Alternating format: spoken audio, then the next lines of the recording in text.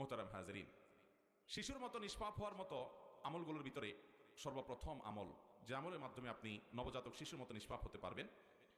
সে আমলটি হলো বিশেষ যে শর্ত শারায়াত আল্লাহ তাআলা হজের ব্যাপারে দিয়েছেন, সে সকল শর্তগুলোকে পূরণ করে আপনি যদি হজ করতে পারেন, তাহলে সহিহ মুসলিমের হাদিসের বর্ণনা অনুযায়ী আল্লাহ তাআলা এই ফজিলত আপনাকে দান করবেন। নবী আলাইহিস সালাম বলেছেন, মান হাজ্জা হাযাল বাইত ফালাম ইয়ারফুস ওয়ালাম ইয়াফসুক রাজাআ কায়াউমি ওয়ালাদাতহু উম্মুহু। যদি কেউ বাইতুল্লাহর হজ করে এবং বাইতুল্লাহর হজ করে হজ করতে গিয়ে কোনো প্রকার নারী গঠিত গুনাহ করে না, স্ত্রী সহবাস করে না, যৌনতা সংশ্লিষ্ট কোনো অপরাধে জড়ায় না, নিজেকে হেফাজত করে কন্ট্রোল করে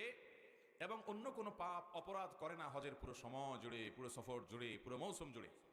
হজের এই সময় হজ করতে গেছে, যৌনতা সংশ্লিষ্ট অপরাধ করে নাই, স্ত্রী সহবাস করে নাই, সেক্সুয়াল যে গুনাহ আছে সেগুলো থেকে বেঁচে থেকেছে, নিজেকে নিয়ন্ত্রণ করেছে এবং যে কোনো অপরাধ এবং পাপাচার যেটা হজ করা অবস্থা বিশেষভাবে নিষিদ্ধ, অন্য সময় তো নিষিদ্ধ আছেই, হজের সময় বিশেষভাবে নিষিদ্ধ, এরকম কোনো গুনাহ থেকে সে নিজেকে বাঁচিয়ে রাখতে পেরেছে। এইভাবে যদি কেউ হজ করতে পারে, তাহলে সেই হাজি সাহেব হজ করে যখন ফিরে আসবে, তখন সে দুনিয়াতে, তার দেশে, তার মাটিতে যখন সে ফিরে আসবে মক্কা থেকে, তখন সে একটা নবজাতক শিশু মায়ের গর্ভ থেকে দুনিয়াতে যেরকম আসে ওইরকম নিষ্পাপ হয়ে সে বাড়িতে ফিরে যাবে।